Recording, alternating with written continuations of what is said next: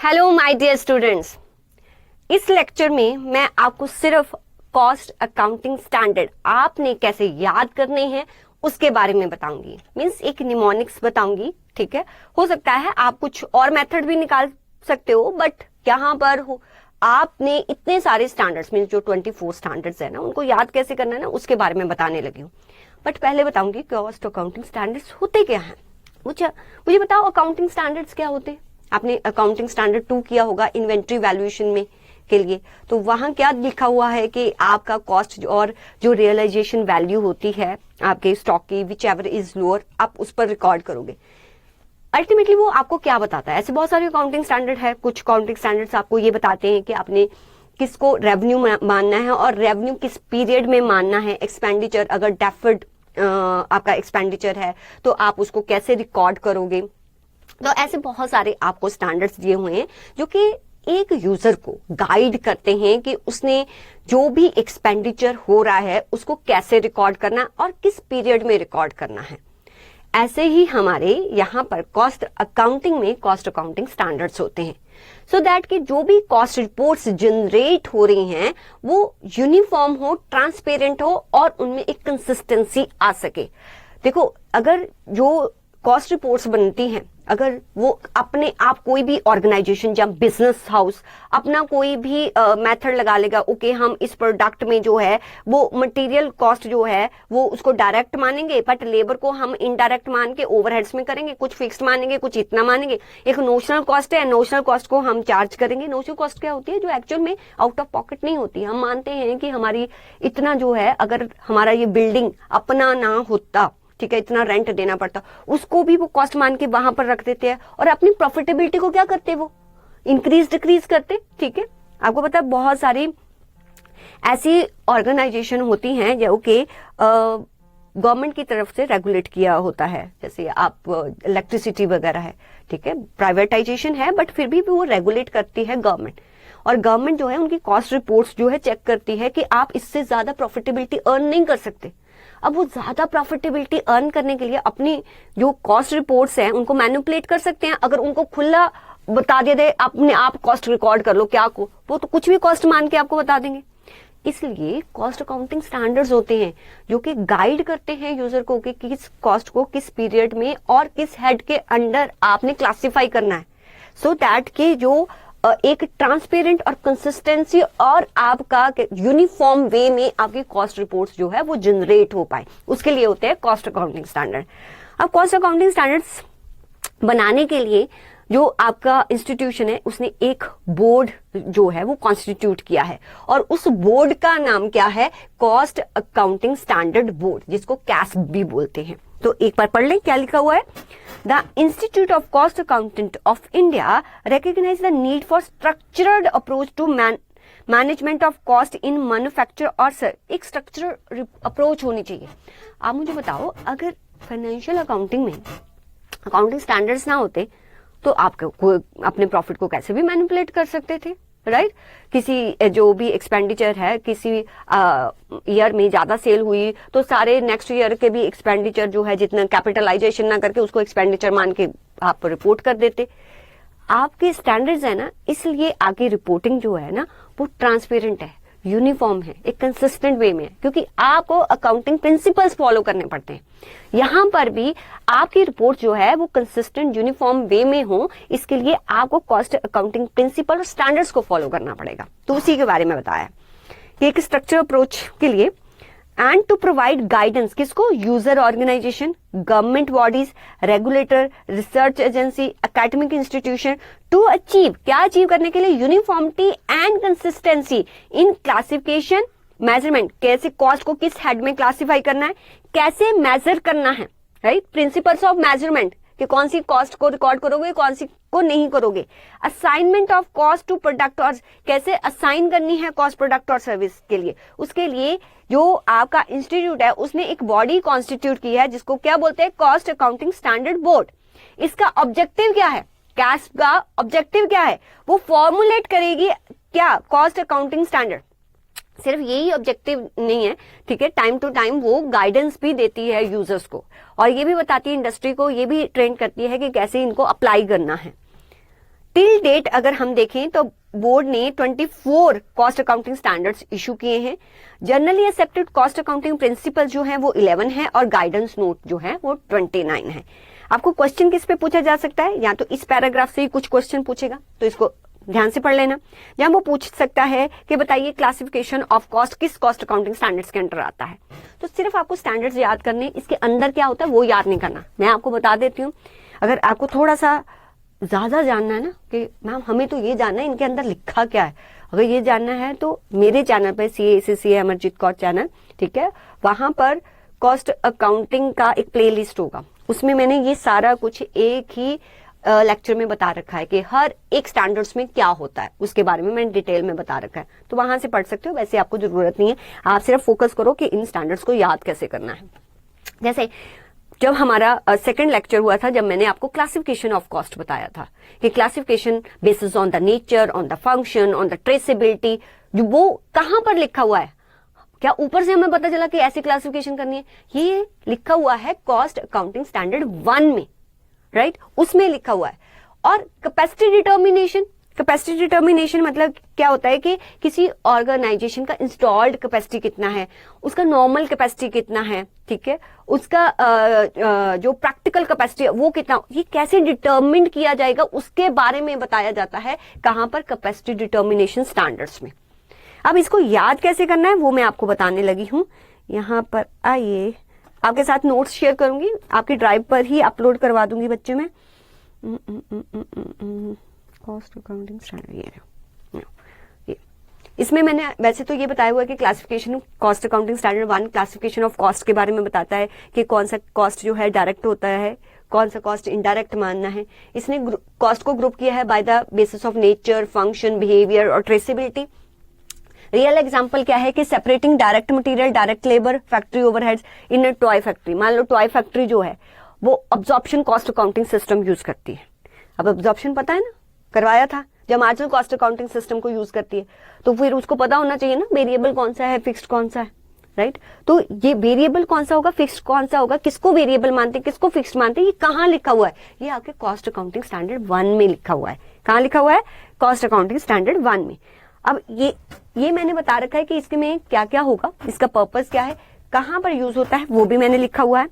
ये आप अपने नॉलेज के लिए पढ़ लेना, आपके एग्जाम में नहीं आएगा। एग्जाम में क्या आएगा वो पढ़ लेते हैं। ये देखो, अब 24 है ना, टोटल हमारे कितने कॉस्ट अकाउंटिंग स्टैंडर्ड है, 24। यहाँ अरे 14 है, वो है पोल्यूशन कंट्रोल कॉस्ट और कॉस्ट अकाउंटिंग स्टैंडर्ड 50 जो है वो रिलेटेड है सेलिंग एंड डिस्ट्रीब्यूशन कॉस्ट। ये मिस हो गया, देख लो, चेक करने दो। 14, 15, 14 और 15, ठीक है। ये आपको पता कैसे याद करने, 24 है ना।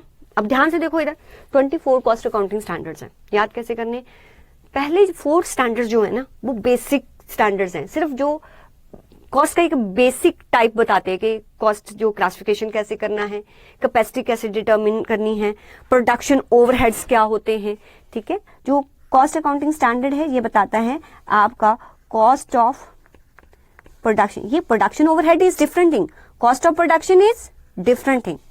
प्रोडक्शन ओवरहेड्स क्या होते हैं, रेंट, डेप्रिसिएशन, ये होता है।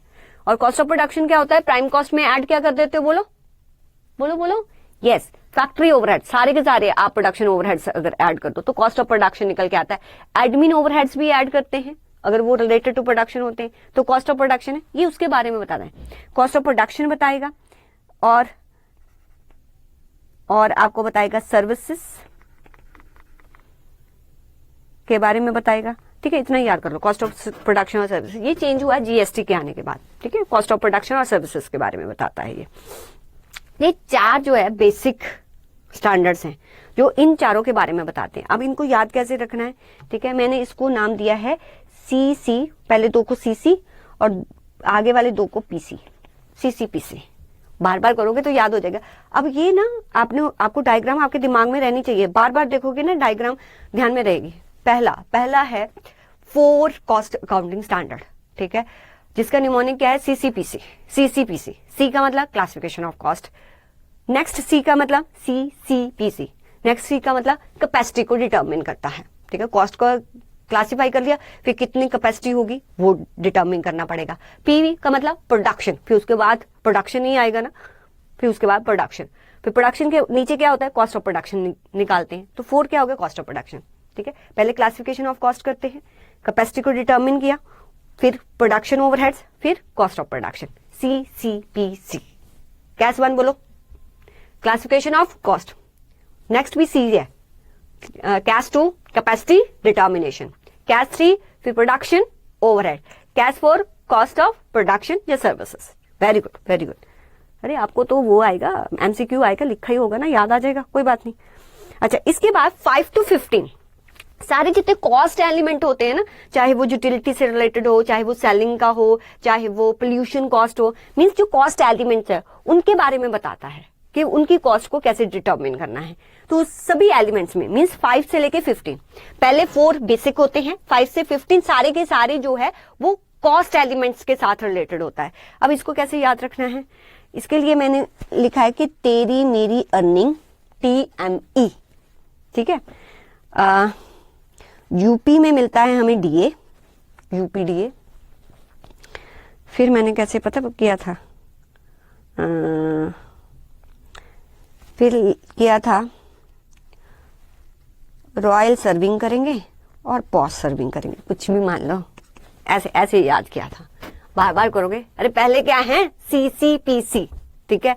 अब इनको मैं बताती हूँ, ये क्या है, तेरी मेरी अर्निंग, आप कुछ भी लिख सकते हैं। तेरी मेरी अर्निंग यूपी में मिलता है क्या, DA, बस इतना याद करना है। कितना, तेरी मेरी अर्निंग यूपी में DA।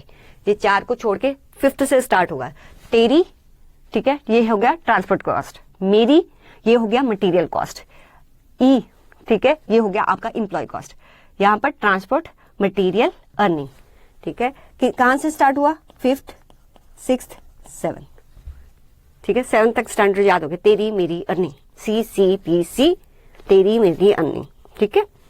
ट्रांसपोर्ट, मटेरियल, एम्प्लॉय, क्योंकि ये क्या है, ये सारे कॉस्ट यूनिट के साथ रिलेटेड है। उसके बाद यूपी में DA, यूपी का मतलब यूटिलिटीज, ये भी एक कॉस्ट होती है। P का मतलब पैकिंग की कॉस्ट, DA का मतलब डायरेक्ट कॉस्ट, A का मतलब एडमिन का कॉस्ट, एडमिन ओवरहेड्स। बस इतना याद करते हैं, तेरी मेरी अर्निंग यूपी में DA, ठीक है। पहले CCPC, C मतलब क्लासिफिकेशन ऑफ कॉस्ट, दूसरा C मतलब कैपेसिटी डिटर्मिनेशन, P का मतलब प्रोडक्शन ओवरहेड्स, उसके नीचे क्या आता है, कॉस्ट ऑफ प्रोडक्शन, वो हो गया कैस 4। कैस 5 तेरी मेरी earning, transport, material, employ, transport, material, employ, ठीक है। उसके बाद तेरी मेरी अर्निंग के बाद यूपी में DA, यूपी मतलब यू मतलब यूटिलिटी, ठीक है। P का मतलब पोल्यूशन कॉस्ट, D का मतलब डायरेक्ट एक्सपेंसेस, ओके। A का मतलब एडमिन ओवरहेड्स, एडमिन ओवरहेड्स, ठीक है। फिर उसके बाद रॉयल स्टैग, कैसी बातें करते बच्चे तुम, कुछ भी लिख लो, RS रॉयल स्टैग ही बोल लो, चलो क्या हो गया, रॉयल स्टैग, कॉस्ट स्टैग, कुछ भी, ठीक है। R का मतलब आपका ये किसके साथ रिलेटेड होता है, रिपेयर्स के साथ, और S का मतलब सर्विस कॉस्ट सेंटर, CC मतलब कॉस्ट सेंटर, ठीक है। बहुत सारे कॉस्ट सेंटर होते हैं, उनपे भी तो जैसे रिपेयर डिपार्टमेंट हो गया, मेंटेनेंस डिपार्टमेंट हो गया, उनकी कॉस्ट कैसे जो है आप डिटरमिन करते हो, तो उसके बारे में। R मतलब repair, service cost centre, P का मतलब पोल्यूशन, पोल्यूशन कंट्रोल कॉस्ट, और एंड में सब कुछ सेल कर दोगे ना तो एंड में selling and distribution cost, means and में 15 सब कुछ सेल कर दो, सेलिंग एंड डिस्ट्रीब्यूशन। चलो दोबारा से करते हैं, CCPC, C मतलब क्लासिफिकेशन ऑफ कॉस्ट, ठीक है। सेकंड बोलो capacity determination, third production overheads, ठीक है। CCPC, एंड वाला C कॉस्ट ऑफ प्रोडक्शन, ठीक है। तेरी मेरी earning, T transport, material, employ, तेरी मेरी अर्निंग, ट्रांसपोर्ट, मटेरियल, एम्प्लॉय, ठीक है। उसके बाद यूपी में DA, यूपी यूटिलिटीज, ठीक है। उसके बाद P पैकिंग, पोल्यूशन नहीं, पोल्यूशन बिल्कुल एंड में आएगा, जब सेल करने से पहले पोल्यूशन होगा, ठीक है, सेल करने से पहले पोल्यूशन होगा, इसलिए यूपी में P जो वो होगा वो पैकिंग कॉस्ट होगी, ठीक है। उसके बाद यूपी में DA मतलब D मतलब डायरेक्ट एक्सपेंसेस, सारा डायरेक्ट, ठीक है। ए का मतलब क्या होता है आपका एडमिन ओवरहेड्स, उसके बाद रॉयल स्टैक, रॉयल, आर का मतलब रिपेयर, एस का मतलब सर्विस कॉस्ट सेंटर, फिर पीएस तो आपको बता दिया है कि पोल्यूशन होता है, फिर सेल होती है, पोल्यूशन कॉस्ट और सेलिंग एंड डिस्ट्रीब्यूशन एक्सपेंसेस, ऐसे ही याद रखने हैं आपने, ठीक है। इतना याद हो गया, एक बार और देख लेना। फिर जो 16 to 24 होते हैं ना बच्चे कॉस्ट अकाउंटिंग स्टैंडर्ड, वो स्पेशल एरियाज के साथ रिलेटेड होते हैं, मतलब बिल्कुल स्पेशल होते हैं, बहुत ज्यादा स्पेशल होते हैं। इसलिए यहां पर मैंने निमोनिक्स पता क्या बनाया है कि डायरेक्टर जो मतलब DIR शॉर्ट फॉर्म, डायरेक्टर जो ज्वाइन करता है, ज्वाइन किसको करता है, रिक्वायरमेंट को, RQM, ठीक है, रिक्वायरमेंट को पहले इतना करते हैं, डायरेक्टर जो कि ज्वाइन करता है किसको, रिक्वायरमेंट को। अब डी का मतलब ये स्पेशल एरियाज होते हैं, डेप्रिसिएशन, फिर इंटरेस्ट, फिर क्या मिलता है, पहले हम रिसर्च करते हैं, फिर दूसरा आर, देखो पहले रिसर्च होगी फिर रॉयल्टी मिलेगी, इसलिए पहला आर जो है रिसर्च है, दूसरा आर जो है वो रॉयल्टी है, ठीक है। पहला आर क्या है, रिसर्च, फिर दूसरा आर क्या है, रॉयल्टी, ये याद रखना। डायरेक्टर जो कि ज्वाइन करता है मीन्स ज्वाइंट कॉस्ट, ठीक है। आर का मतलब R&D होती है, फिर ज्वाइन करता है किसको, रॉयल्टी कॉस्ट को। क्यू का मतलब रॉयल्टी मिलती है तो क्वालिटी को इंप्रूव करना होता है। एम का मतलब मैन्युफैक्चरिंग कॉस्ट, ठीक है। फिर उसके बाद जब हम डायरेक्टर ज्वाइन करता है रिक्वायरमेंट को, तो हमारे ऊपर ओवरबर्डन पड़ जाता है किसका, रेवेन्यू का, OR, ओवरबर्डन पड़ जाता है रेवेन्यू का, ओवरबर्डन कॉस्ट, और रेवेन्यू का तो रेवेन्यू, ठीक है। तो रेवेन्यू यहां पर रेवेन्यू इन कॉस्ट स्टेटमेंट, ठीक है, रेवेन्यू इन कॉस्ट स्टेटमेंट। दोबारा से बताऊं, ये स्पेशल एरिया में डायरेक्टर आता है फिर, ठीक है। 16 to 24 डायरेक्टर फिर ज्वाइन करता है रिक्वायरमेंट को, जैसे ही ज्वाइन करता है तो हमारे ऊपर ओवरबर्डन पड़ जाता है रेवेन्यू का, तो लास्ट में ओवरबर्डन कॉस्ट और revenue in cost statement, right. ये 24 है, ये 23 है। डायरेक्टर यहां पर जो डी है ये आपका डेप्रिसिएशन, इंटरेस्ट, फिर रिसर्च एंड डेवलपमेंट होती है, फिर ज्वाइंट कॉस्ट होती है, फिर उससे रॉयल्टी मिलती है, हमें क्वालिटी को इंप्रूव करना पड़ता है। एम मतलब मैन्युफैक्चरिंग कॉस्ट, और उससे ओवरबर्डन पड़ता है, और रेवेन्यू दिखाते हैं स्टेटमेंट में। बस इतना याद करना है, बार बार करोगे तो हो जाएगा बेटा, अदरवाइज आप 24 को कैसे याद करोगे। ये दिस इज वेरी सिंपल। ऐसे ही अपने दिमाग में इसको जो है वो रिकॉल करना कि ओके यहाँ मैम ने CCPC लिखवाया था, यहाँ पर फिर तेरी मेरी अर्निंग यूपी में DA था, और रॉयल स्टैक था, PS था साथ में। फिर जो स्पेशल एरिया था डायरेक्टर ने ज्वाइन किया था किसको, रिक्वायरमेंट को, जिससे ओवरबर्डन रेवेन्यू का हो गया था, ठीक है। तो एक बार कर लें, रेडी हो, नहीं तो स्टॉप करके एक बार वो कर लो, रिकॉल कर लो, फिर मेरे साथ प्रैक्टिस करनी है। कर लिया, चलो 1 to 24 कॉस्ट अकाउंटिंग स्टैंडर्ड्स।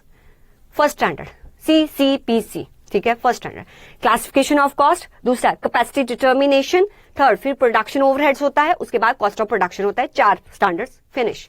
फिर उसके बाद हमारे सारे कॉस्ट के साथ रिलेटेड होते हैं स्टैंडर्ड, जिसमें आता है तेरी मेरी earning means transport, material, employ, ठीक है।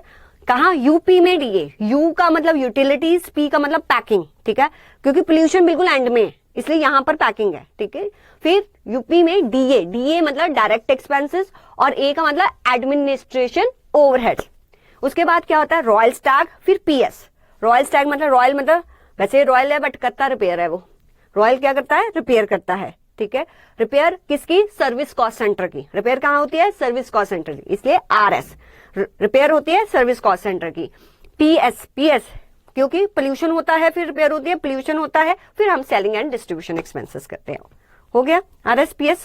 फिर स्पेशल एरिया आते हैं जिसमें डायरेक्टर आ जाता है, डायरेक्टर D का मतलब डेप्रिसिएशन, I का मतलब इंटरेस्ट, फिर हम रिसर्च एंड डेवलपमेंट करते हैं, उसको ज्वाइन करते हैं, ज्वाइंट कॉस्ट, J का मतलब ज्वाइंट, किसके साथ ज्वाइंट करते हैं, रिक्वायरमेंट RQM, क्योंकि रिसर्च एंड डेवलपमेंट हुई तो हमें रॉयल्टी आएगी तो हमें क्वालिटी इंप्रूव करनी पड़ेगी, RQM, रॉयल्टी, क्वालिटी, ठीक है। M का मतलब यहां पर क्या हो गया, मैन्युफैक्चरिंग कॉस्ट।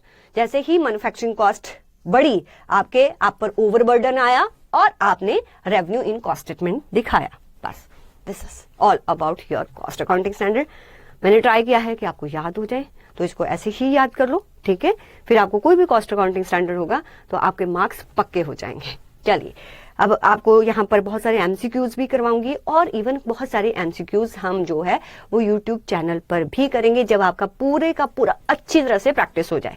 और बच्चे, कहीं भी कोई भी दिक्कत आती है, आपके पास मेरा व्हाट्सएप नंबर है, आप प्लीज आप बेझिझक होके मुझे अपना डाउट पूछ सकते हैं। डाउट आपका सिली भी हो सकता है, डाउट आपका बहुत स्टैंडर्ड का भी हो सकता है, लेकिन क्योंकि कॉस्ट अकाउंटिंग आपके लिए न्यू सब्जेक्ट है तो हो सकता है आपको कहीं ना कहीं परेशानी आए, बट वो परेशानी दूर कैसे होगी, जब आप मुझे अपनी परेशानी बताओगे, ठीक है। चलिए, ओके, बाय बेटा।